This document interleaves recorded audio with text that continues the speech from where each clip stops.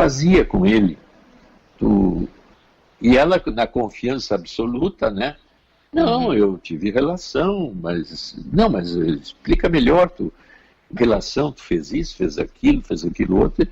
E como a relação era sedutoramente maravilhosa, ela ia contando tudo, né?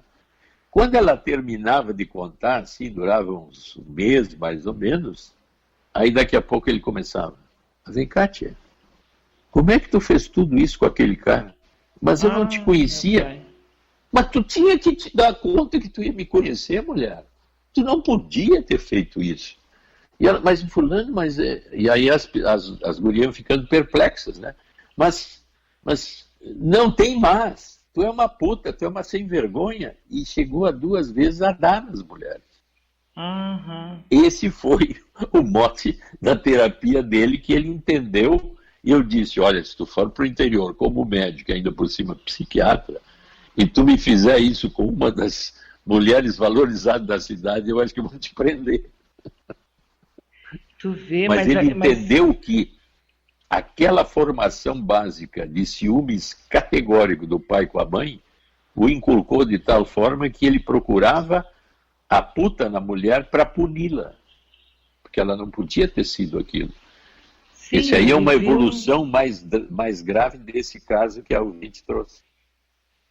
Que loucura, né? E tu vê, uma pessoa com luzes. Não, esse é um nível altíssimo, né? Altíssimo. Eu faço uma formação, mas por isso que até os psiquiatras todos devem se tratar, né? Para não levar as suas loucuras pessoais sem resolução. Mas, aliás, tem fama, né? Diz que todo psiquiatra é bem louco, né? A tendência, porque tem muitos que não fazem terapia de jeito nenhum, eles começam a fazer nos outros e esquecem que a minha loucura pessoal polui as relações. Agora tem muito aquilo que ficou impresso pelo pai dele, né? Não, ali ficou nítido aquilo. O pai tinha um ciúmes categórico da mãe e sempre estava buscando nela a traidora e a punindo. E ela era submissa, sempre, não, tá... aceito, quer dizer. E ele exagerava desta forma. Ele mesmo dizia, mamãe, me dá uma coisa, eu sou sedutor, descubro, e depois quero punir por uma coisa que é um absurdo tão grande, porque ela não me conhecia quando viveu aquilo. E olha o hipervalor pessoal, né? Eu sou tão maravilhoso que tu, antes de me conhecer, devia saber que... Devia saber. Estava esperando o príncipe. Exatamente. Tem muito uma coisa mágica, assim, né? O cara se acha um príncipe. Mas aí que está, essas linhas narcísicas, mágicas, é que nos habitam nos afetos. Então aí é que eu fico trancado. Por isso que a tua colocação era o quê? Juntar a mentalização, a racionalidade, o afeto e a conduta. Haver uma coerência entre as 3 posições. Mas o que nós sabemos dos nossos afetos? Quase nada. As nossas condutas, voltam bem, nos surpreendem. Porque eu não sei por que eu estou sentindo isso ou fazendo isso. Interessante isso, como nós somos... Na verdade, quando a gente pensa, não, eu sei, eu me conheço, é mentira, né? Olha, quem diz isso já é mentiroso de saída. Sim, nós não sabemos do que nós somos capazes, nem a maneira como a gente gosta de causar confusão. Tudo é motivo para... eu não gostei disso, eu tô bravo por aquilo, podia ter sido... vai, sabe, cresce e aparece, né? Pois é, porque se eu tiver uma percepção de que todas as pessoas estão assim, em crescimento constante, ou não crescimento, ou estão estacionadas num determinado nível, se eu começo a crescer, eu entendo que eu passo assim com uma metáfora das séries. Eu entrei para a primeira série, para a segunda série, eu vou ficar agora de mal com os da primeira, porque eu estou na terceira. ou eu vou ficar com inveja dos que estão no segundo grau porque eu estou no primário. Eu teria que dar na linha do autoconhecimento que tem gente acima de mim, tem gente abaixo de mim. Então eu tenho que ser compreensivo e ouvir o outro. E não falar o tempo todo sobre o que eu acho e penso e tenho certeza que é o certo. Quanto mais autoconhecimento tu ganha, menos tu fala. Menos tu fala, exatamente. Bom, nós temos agora 11h41. Onde é que está o Queiroz? Eu não sei. Mas... Quem sabe a gente gritando, Queiroz! Vem aqui pegar o retroço. Que é isso? Mas sabe que tem uma fala de Edita de Jesus, que é de Lucas, onde ele diz: olhai as flores do campo, elas não fiam nem tecem. Eu, todavia, vos asseguro que nem mesmo Salomão, em todo o seu esplendor, pôde se vestir como uma delas.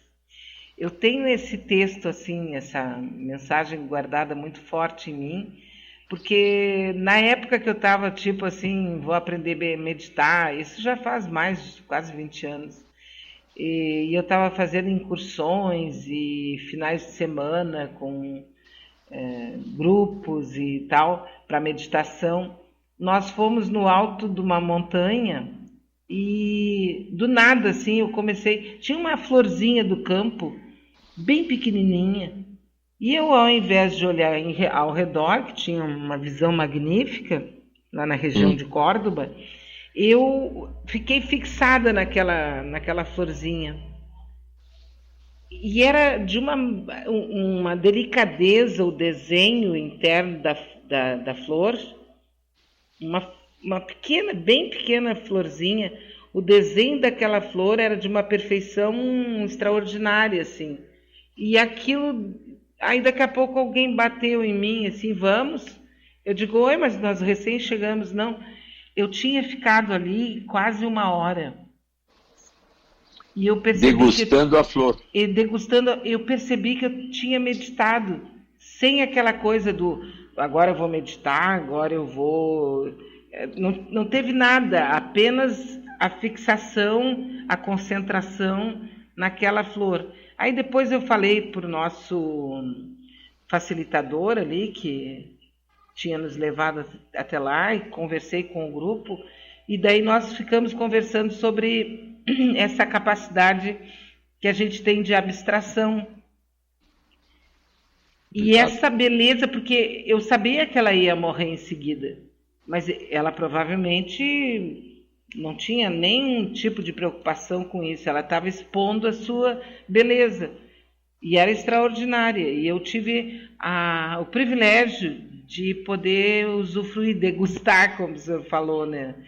Isso. Então, assim a gente não se conhece, a gente muda com o tempo, a gente perde tempo, mas fundamentalmente a gente não abstrai.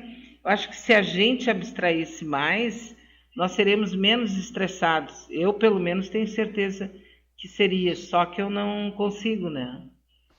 Não, é que tu colocou bem, assim, eu há pouco falei da orquídea, que a orquídea é uma flor do campo, né? Não é do campo, é da árvore, enfim, mas são flores.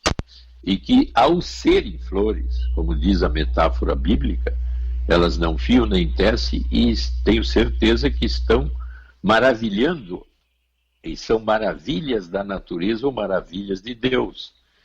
Quando tu te aproxima de uma vivência desse tipo, ela é chamada vivência epifânica ou numênica. São as vivências próximas de percepções empáticas místicas com alguma coisa fora e um dentro. Quase todas as histórias de santos ou pessoas excepcionais, eles citam vivências epifânicas desse tipo, onde eles mergulham numa situação que é uma meditação transcendente, onde eu simplesmente vivo um sentido fantástico de pertinência de ser eu mesmo, de ser eu. Quer dizer, o ser é uma coisa que dá uma vivência fantástica de mim mesmo. Por isso a busca, então, de sentido e de crescimento. Quando eu tenho uma vivência dessas na minha vida, é que eu estou no caminho certo de me encontrar com o meu centro maior, que é exatamente o ser. Só que está oculto pela personalidade, pela persona, pela máscara. Qualquer caminho espiritualista, o teu grupo que tu está fazendo, abre campo para essas vivências mais intensas. E uma coisa que a gente fica perseguindo, né, o tempo todo, que é não se deixar abater por essas...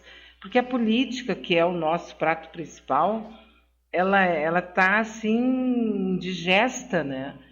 E não tem muito o que fazer porque os caminhos estão praticamente fechados. E eu fico pensando assim que quanto mais a gente... E eu não vou deixar de fazer, porque eu adoro política, né? Claro. Eu gosto muito disso. Eu, como digo às vezes brincando, eu sou um animal político, só que nunca entrei na política, né? Mas eu gosto de observar.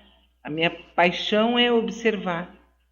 É isso que me dá satisfação, né? Exatamente, né? Então, tu vê que se nós de novo usar metáforas, a nossa vida, vamos dizer assim, é parecida com o tempo. E as vivências que eu tenho de tempo, o que são? Dias ensolarados, dias nublados, dias de chuva, dias de catástrofes ligadas ao clima, inundações e tudo mais. Se eu sou capaz de entender afetivamente que a vida é uma passagem constante, com instabilidades constantes, eu mantenho uma estrutura de tranquilidade interna capaz de enfrentar as nuances, essas positivas e negativas, principalmente as negativas que podem me abalar. Então, é como tu sempre diz, mas vai mudar, né? Sim. Algo vai acontecer. Essa é quase que, tipo assim, é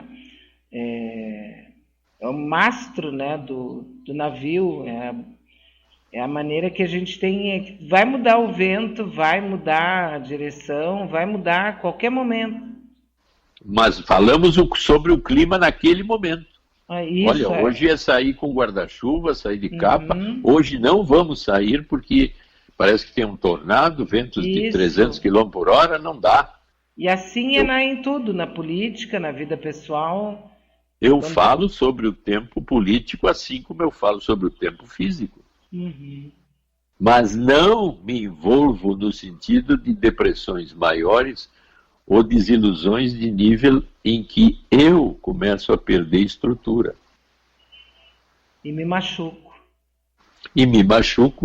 Me desiludo e já não quero mais nada.